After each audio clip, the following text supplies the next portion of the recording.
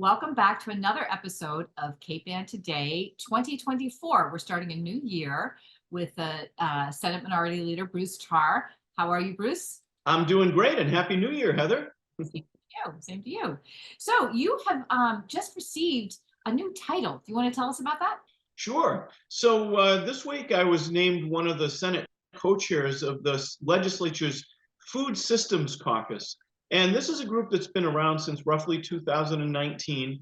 It really had its genesis in the pandemic as we were forced to look introspectively at Massachusetts and understand how we get our food and try to build supply chains so that we could continue to have reliable food supplies. And those were intense times, and the Food Systems Caucus gathered legislators together to look at every aspect of our food infrastructure in Massachusetts.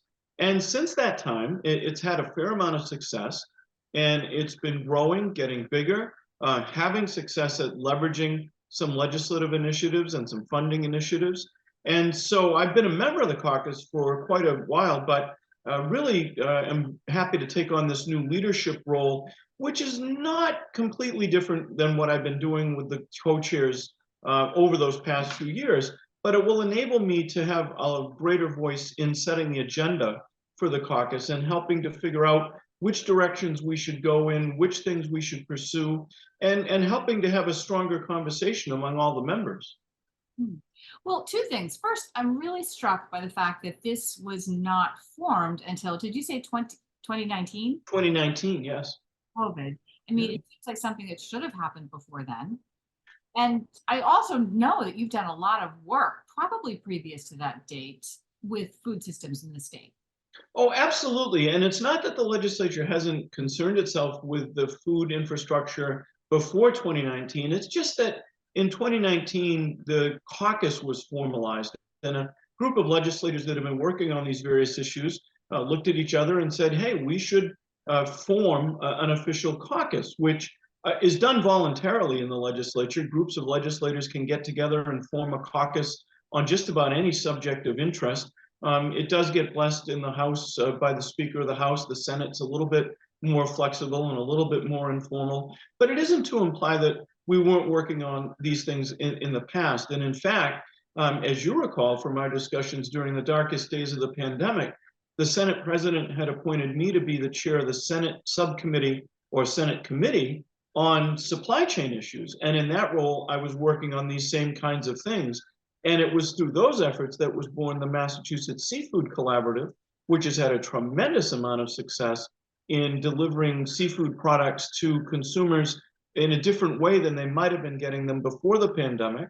And I was also working on increasing the processing capacity for Massachusetts grown meat and poultry. So there's been a lot of different initiatives, some in conjunction with the caucus, some independently. But I think it's fair to say that the pandemic, when we look back in history, will represent a great awakening. When we looked again at where our food comes from, we were concerned that it would not be coming at all. And so it caused us to look at what we could do.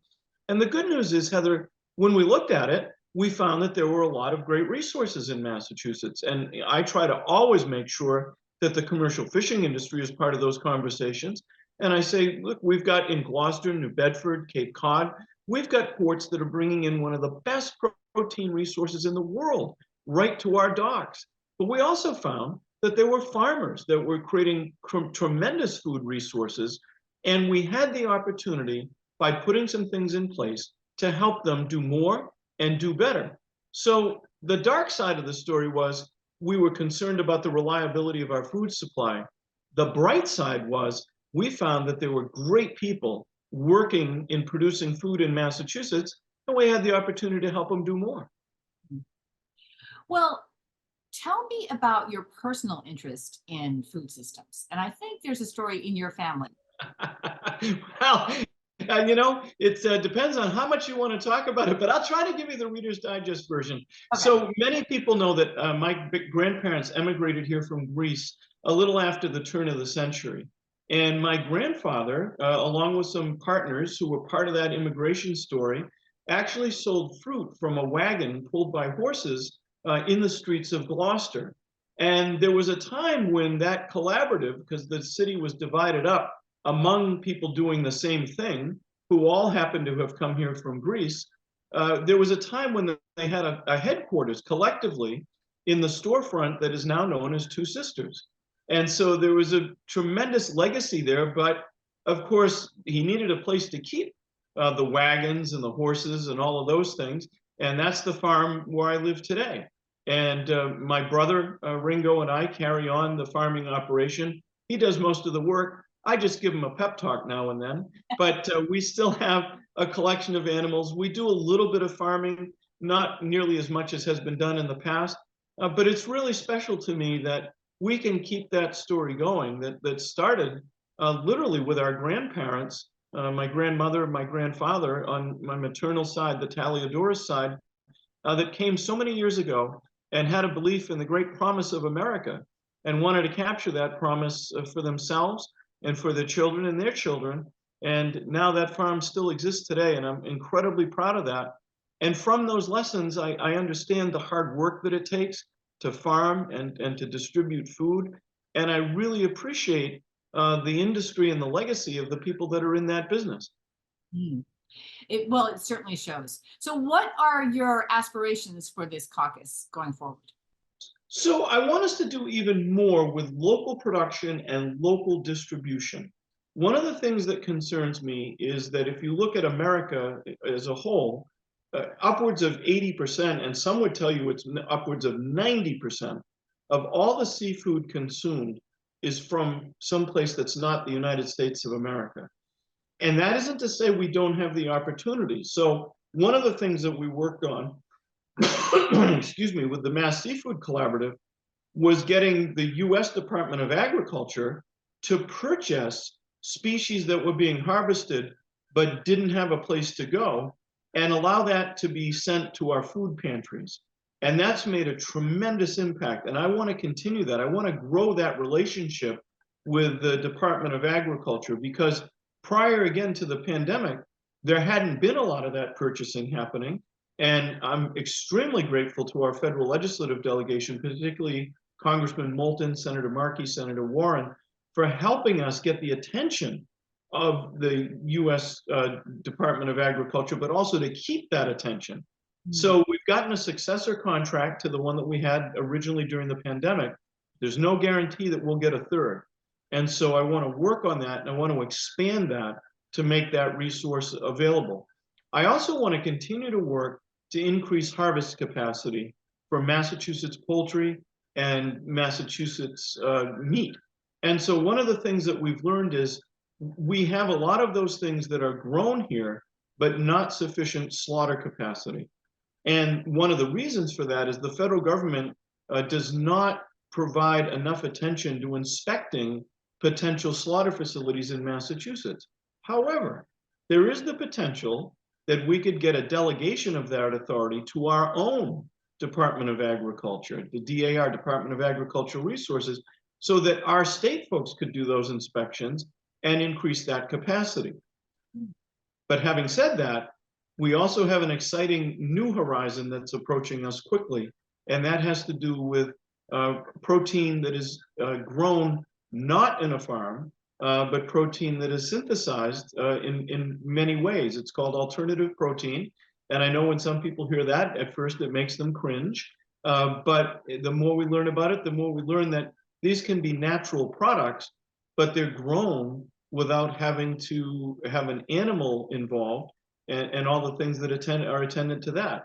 So we have a lot of options to look at here, and we need to look at all of them, particularly in the context of climate resilience and the big picture that we face.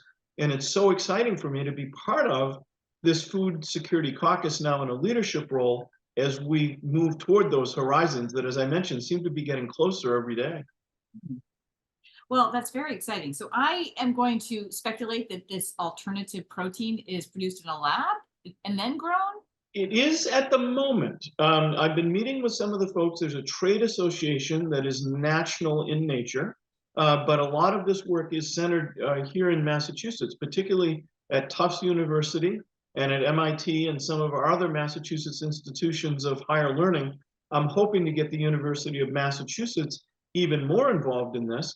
But as has been explained to me, at least one path for this technology is to actually take the cells that come from an animal and to cause them to replicate and to grow, not needing that animal as a host. And so there's a lot to this, and I have to admit, I'm still processing my way through it. And again, I think the important thing is to remember that the origin of a lot of this type of protein is not in a synthetic chemical, and not in a non-organic material.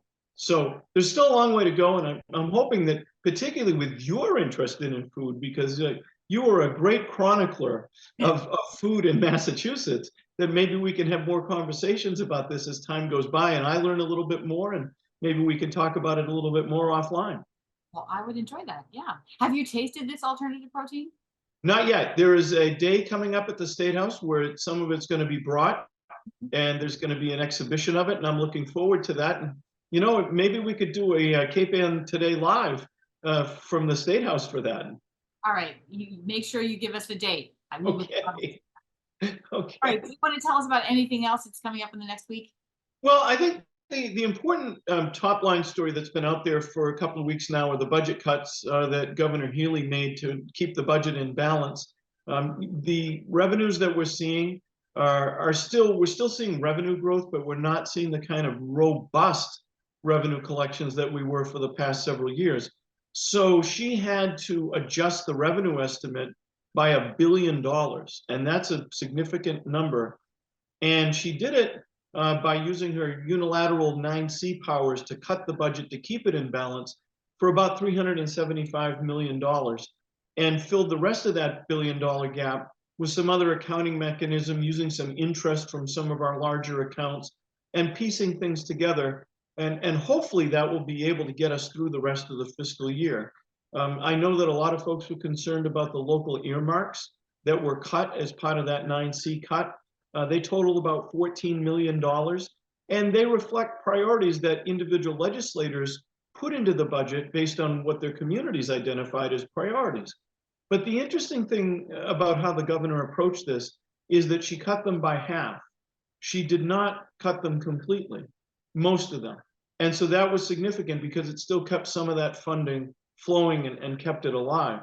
My concern is that we go forward, we need to think about what the new financial world is going to look like.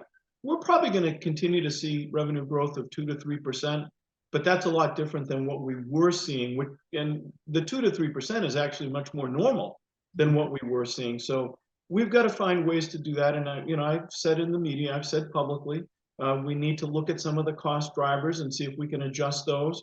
We need to rethink where we're at and how we got here. It's certainly not a time for panic, but it is a time where we have to have a lot of fiscal discipline to be able to move forward.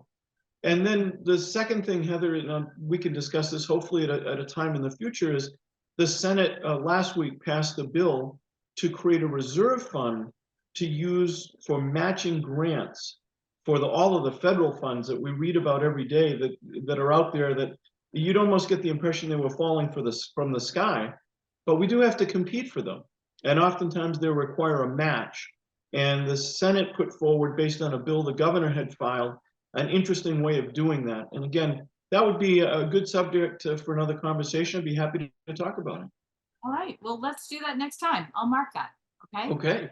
So let's see. Senate passed a bill to address the matching funds for the federal grants. Is that right? Yes. Okay. And I have to say, it's delightful that we're back again in the new year. I so appreciate the service that 1623 Studios provides for all of us. And I appreciate your work in making these shows happen so that we can talk about the real details of what's happening on Beacon Hill. Yeah, I feel like it's so important too. So thank you for being accessible. It's a pleasure. Thank you so much for making the opportunity happen.